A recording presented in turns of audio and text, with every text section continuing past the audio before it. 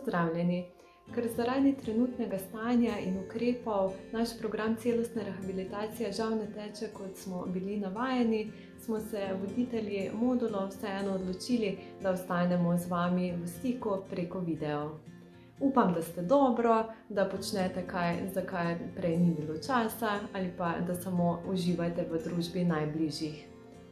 Kolegica vam je že predstavila 2 videa, ki se vežeta na psihosocialni modul. Spregovorili ste nekaj o soočanju z diagnozo, nekaj tudi o stresnih odzivih povezanih s trenutno situacijo in virusom COVID-19. Danes bi si prav tako pogledali eno izmed tem naših posvetovalnic in sicer spregovorili bi nekaj o tehnikah sproščanja. Predstavila bi vam tudi določeno tehniko, ki jo boste potem lahko izvajali sami doma.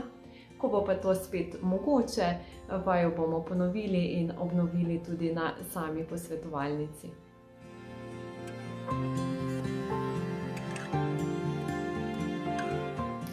Kadar smo pod stresom, nam to pove tudi naše telo. Občutimo neke vrste nemir, napetost, takrat tudi naš ni skoncentriran, lahko se pojavijo kakšne negativne misli, lahko imamo občutek prazne glave.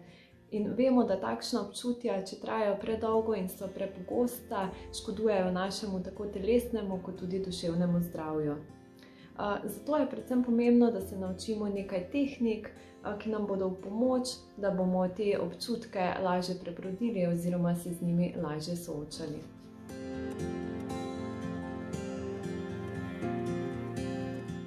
Redna vadba tehnik sproščanja ima veliko pozitivnih učinkov na mnogo vidikov našega fizičnega in tudi psihičnega počutja. V prvi vrsti nam tehnike sproščanja pomagajo k učinkovitejšemu spoprijemanju s stresom, lahko lajšajo določene vrste bolečin, izboljšajo našo koncentracijo in spomin, zmanjšujejo nespečnost in utrujenost in pa nasploh prispevajo k večji splošni produktivnosti. Lahko rečemo, da si s tehnikami sproščanja naberemo zalogo nove energije, s čimer izboljšamo naše splošno počutje. Če se spomnite, kadar ste sproščeni, imate občutek večjega nadzora nad lastnim življenjem, lažje in bolj učinkovito se soočate s vsakodnevnimi izzivi in pa praktično ste takrat tudi bolj zadovoljni sami seboj. In res je, sproščamo se lahko na veliko načinov. Nekdo bo rekel, da mu sprostitev prinaša kakšen šport, branje dobre knjige, nekomu tudi vrtnarjenje. Kljub temu pa poznamo nekaj tehnik, nekaj specifičnih tehnik, ki so usmerjene samo v doseganje sprostitve. Te tehnike lahko uporabite praktično kjerkoli in kadarkoli in za nekatere od teh ne potrebujemo niti nobenih pripomočkov. Poznamo več vrst tehnik sproščanja. Ene temeljijo bolj na telesu, medtem ko so druge nekoliko bolj usmerjene na naše misli. Med najbolj poznanimi so tehnika trebušnega dihanja ali globoko dihanje, potem postopno mišično sproščanje ali progresivna relaksacija, čuječnost, vodena vizualizacija, avtogeni trening. Za začetek predlagam, da si pogledamo osnovno tehniko dihanja, ki je pravzaprav osnova za vse ostale. In če se spomnimo, kadar smo napeti, je naše dihanje plitvo, hitro, dogaja se v prstih, kadar smo pa sproščeni, je značilno bolj globoko in daljše trebušno dihanje, katerega si bomo v nadaljevanju tudi pogledali in se ga naučili. Pri tehniki dihanja je prednost predvsem ta, da je preprosta za izvajanje, zanjo ne potrebujemo nobenih pripomočkov, lahko jo izvajamo kjerkoli in praktično kadarkoli. Kako izvajamo trebušno dihanje? Najprej je pomembno predvsem to, da se udobno namestite, lahko ležite, lahko sedite. Če sedite, naj boste obe nogi na tleh, naj se torej noge dotikajo tal. Poskrbite tudi za udobno obleko, da vas kaj ne tišči, odmite ovratnik, pas, vse, kar vas moti, snemite očala. Če vam je udobno, lahko zaprete oči ali pa pogled usmerite v določeno točko. Vdihnili bomo skozi nos, izdihnili bomo skozi usta, desno roko bomo položili na trebuh, levo pa na prsni koš. Poskusili bomo upočasniti svoje dihanje, med vdihom bomo šteli do 3 ali 4, na kratko zadržali dih, potem pa spet enakomerno izdihnili in prav tako v mislih šteli do 3 ali 4. Dihanje naj bo predvsem enakomerno, neprekinjeno in nesunkovito. Če želite, lahko imate v ozadju kakšno sproščujočo glasbo, ki jo najdete na YouTubu ali kjerkoli drugje. Torej, če prikažemo, desno roko smo dali na trebuh, leva pa počiva na prsnem košu. Naš cilj je, da se torej dviguje desna roka, ta, ki je na trebuhu, leva pa ostaja čim bolj pri miru. In če ponazorimo, torej lahko zapremo oči in vdihnemo, 2, 3, na kratko zadržimo dih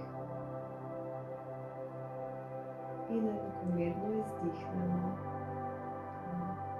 2, 3, vdihnemo. Ko izvajate trebušno dihanje, poskusite poiskati interval, ki vam najbolj ustreza oziroma ki je za vas najbolj prijeten. Lahko je to štetje do 2 ali 3, lahko je to do 5 ali 6, kakor vam najbolje ustreza. Nekaterim pomaga tudi, da si v mislih štejejo oziroma si pomagajo z odštevanjem. Vdih 2, 3, premor in izdih 2, 3. Verjetno se sprašujete, kam usmeriti svojo pozornost. Vso svojo pozornost usmerite na dihanje, če pa imate zaprte oči, si lahko zamislite en za vas zelo prijeten in udoben kraj in se popolnoma sprostite.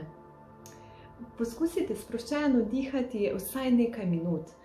Optimalno bi bilo nekje od 5 do 10 ali več, a je na začetku dovolj tudi kakšna minuta manj. Priporočljivo je, da to vajo izvajate redno in vsakodnevno, večkrat na dan. Če vam to ne uspe ali vam pa ni prijetno, lahko poskusite tudi nekajkrat tedensko ali nekajkrat mesečno. Ko vam bo pa postalo prijetneje, bo prišlo tudi bolj v navado, boste pa to vajo lahko izvajali tudi pogosteje. Prav tako lahko dihanje izvajate kadarkoli v dnevu, zjutraj in zvečer. Zvečer lahko v postelji, če vam uspe vajo izvajati tudi kakšno minuto dlje pred spanjem. Kot smo že omenili, je pri tehnikah sproščanja pomembno predvsem to, da jih izvajamo redno, želimo si namreč, da nam pridejo v navado. Izvajamo jih tudi takrat, ko kakšen dan mislimo, da smo povsem sproščeni, da tega sedaj res ne potrebujemo. Redno prakticiranje nam bo namreč pomagalo, da bodo izzivi, ki nas čakajo, manj stresni oziroma bomo nanje boljše pripravljeni. Vsako učenje in utrjevanje tehnik pa zahteva svoj čas, zato na začetku ne smete pričakovati preveč. Da pa boste lažje sledili svojemu napredku, lahko vajo in počutje ob tem zapišete tudi v pripravljeno tabelo.